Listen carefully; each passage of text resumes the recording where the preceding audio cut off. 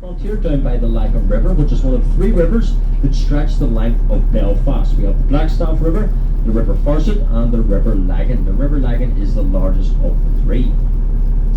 Here on the right hand side, once we get through this wee set of traffic lights, you're going to see the Prince Albert Memorial Clock.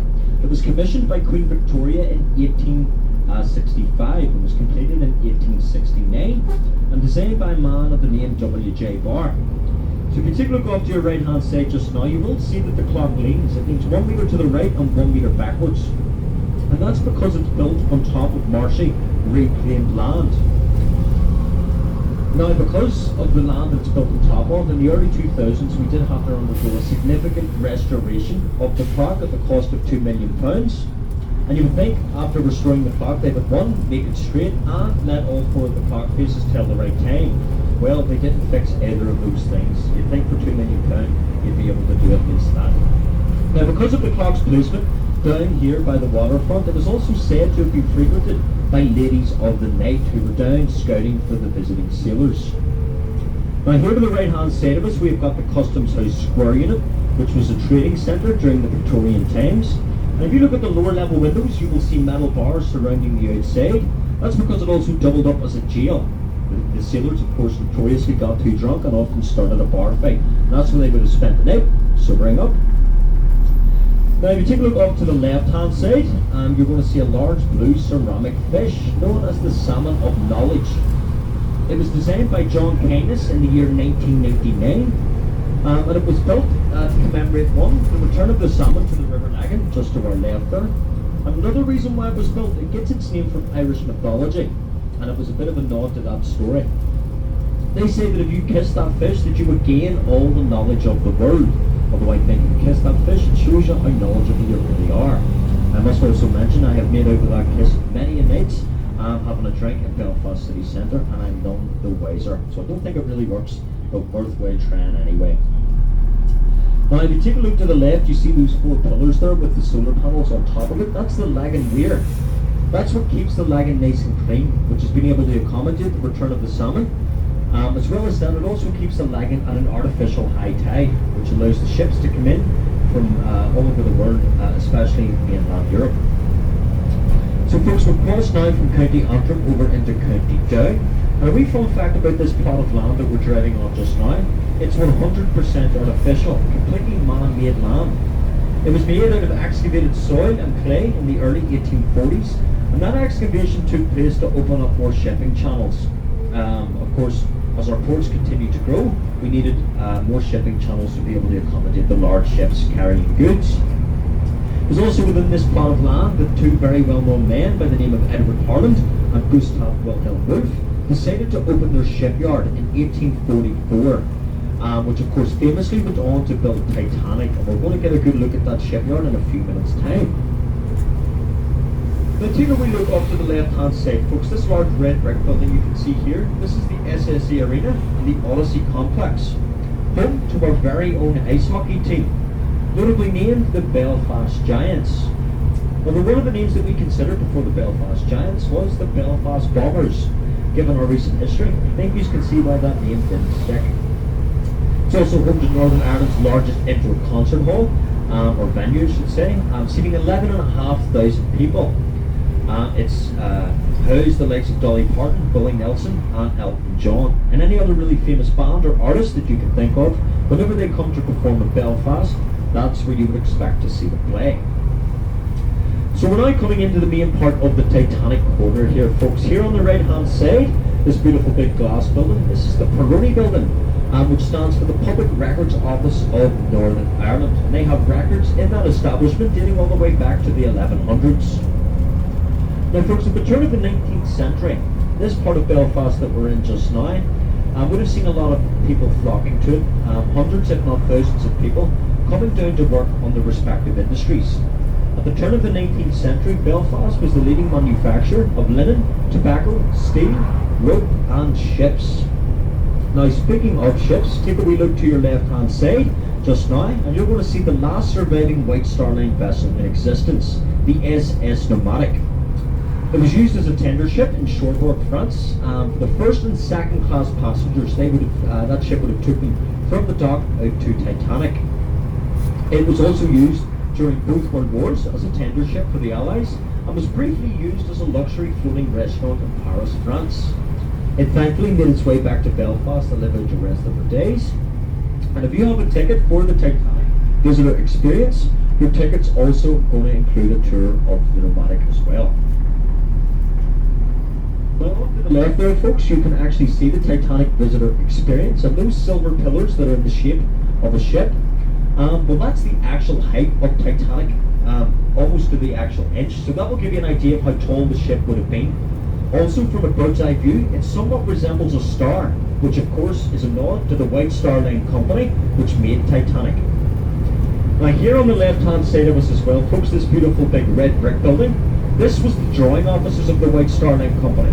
It was in here that Thomas Andrews would have drawn up all the plans for Titanic, as well as her sister ships. He famously would have looked out of the lower level windows across into the shipyard on the right as the Titanic and the Olympic were being built. Now keep your eyes to the left hand side, folks. You see all of these large copper pillars protruding out of the floor? Well, that's the Titanic slipway. That's where Titanic was launched into the water on May 31st, 1911. Some 100,000 people showed up to watch its deployment, and it took a whole of 65 seconds. Just to say, Titanic as well, there's the Titanic Studios, this large industrial building here. Most of the indoor scenes for the famous HBO show Game of Thrones was filmed in that very studio. Parts of How to Train Your Dragon also was filmed within that ground. And many other different BBC documentaries and short films have also been filmed within there. Now guys, what we're going to do here, we're going to go up and we're going to do a wee look back on ourselves, and we will be stopping at stop number 5 for the Titanic visitor experience. Now before we do that, however, folks, I'm going to point out one more beautiful vessel that lives the rest of its days out in Belfast. If you look directly in front of you just now, folks, you're going to see the last surviving warship of its kind, the HMS Caroline. There you can see it nestled in that small dry dock. So that was used during the Battle of Jutland 1916 that took place between the British and the Germans. Now, of course, the British, they came out the victors because Germany were defeated not that long after, and the Treaty of Versailles would have been signed. A fun fact about the Battle of Jutland as well, it was the largest war naval battle of its kind in history. That particular ship, considering it is the last of its kind, it's now used as a Royal Navy Academy training base for the young cadets on the British Isle. Now just as we pull away here, folks, if you take a wee look off to the left hand side, you're going to see two large yellow cranes that are synonymous with Belfast, and quite an infamous part of our skyline. So they're both named after Irish giants Samson and Goliath. Samson stands at 96 metres tall and Goliath at 106 metres tall. And you see the H&W on both of the cranes. We do jokingly say that as you're flying into Belfast City Airport, it stands for hello and welcome. It doesn't really, of course, it stands for Harland and Wolff. And that was the shipyard that, of course, famously built Titanic and many, many other ships, primarily during both war efforts. Now, ships are no longer built here in Belfast, but we still do help repair them because we have the largest dry dock in the world, the Thompson Dry Dock. So ships from all around the world come here to be repaired because that dry dock can accommodate any floating vessel in existence today. Both cranes are also still in operation, can both pull over 840 tonnes each. There has been talks in recent years by the Belfast City Council to turn it into a luxury floating restaurant. Now you can imagine having a steak dinner with a few pints of Guinness coming out. You know, it would definitely be a scary experience, put it that way. Something I wouldn't be doing anyway. Couldn't pay me enough money to eat a dinner up there. But there has been as well talks to demolish the cranes. But because they're that famous, there was a petition signed to ensure that they would stay intact, which of course is great to see. So folks, here we are. This is stop number 5 for the Titanic visitor experience. You'll be able to pick a bus up every half an hour up until 4:30 this afternoon.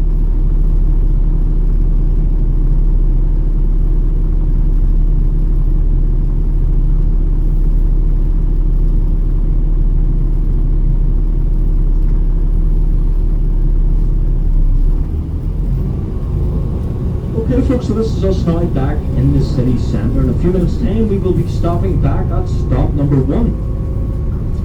So just as we make our way back into the main city centre, into the middle of it, I should say, if you take a look off to your right hand side in just a few seconds, you're going to see the second largest shopping district Belfast has to offer. Castle Court. It was a part of the Millennium Complex project. It's seen a lot of money being pumped into this part of the city. But you'll see the big symbol as well, or the big sign, Belfast. Obviously great for a photo opportunity. Just in case your family and friends didn't believe you when you said you were in Belfast, you can show them that, and they can't say anything otherwise. Now here on the right hand side as well, folks, we have got the bank buildings, which is home to the Primark retail outlet. In 2018, this building here, which you can see now to the right, engulfed entirely in flames within 2 hours. There was a worker renovating and he left his blowtorch down, and boom, it engulfed in flames. God's honest truth when I tell you, as it was engulfed in flames, there was a busker standing just outside singing Billy Joel's "We Didn't Start the Fire." You can imagine it went down like a lead balloon. But thankfully, it opened its doors, fully restored in 2022, and to its former glory, which is great to see. Here on the left, you've got all these pillars protruding out of the floor, the full length of Donegal Place. Each one has the name of some of the White Star Line ships that were built here in Belfast. The SS Strathic, the RMS Nomadic. You've also got the Oceanic, and many other different names. I can't remember them all off the top of my head, I must be honest. But they're all done in the same vein. Olympic masculine sounds. There you've got the one for Titanic, of course. And that was to make the ship seem big, tough and ferocious. Now, it didn't work in the case of Titanic, obviously, because we all know where it is now. It's at the bottom of the North Atlantic Ocean. But I always tell folks she was fine when she left here. There wasn't a scratch on her when she left our port. And we do famously say as well, and please don't take offence, but we say it was built by the Irish and sank by the English. It's just a joke, I promise, just a joke. Now, the beautiful building where we began the tour, here on the right-hand side, is City Hall. The same architects who were responsible for the interior of that building were also responsible for Titanic.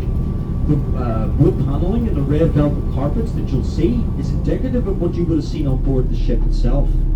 We all know and love the famous staircase from Titanic as well. Well, that was loosely modelled after the staircase within the City Hall. It's a public building, so please do go in and take a walk around. There's public restrooms and a beautiful wee coffee shop as well. There's also the Titanic Memorial Garden just to the left of the building, that has the names of all the people who would have died on that night. So folks, we are just about to stop here at stop number 1 again. I just want to very quickly say thank you all very much for your time and attention. You have been nothing short of a lovely bunch, and I hope you have all learned something. Even if you've just learned one thing, I feel that's my job complete. Now, if you did enjoy the tour, please feel free to leave a wee tip or gratuity. There's a wee box at the front of the bus. It's always greatly appreciated. Or you can leave a nice wee review on citytoursbelfast.com. Now, if you didn't enjoy the tour, just write your review on the back of a £20 note, and I'll have a read over it later on tonight over a nice cold pint of Guinness. So thanks again, folks, and enjoy the rest of your stay in beautiful sunny Belfast.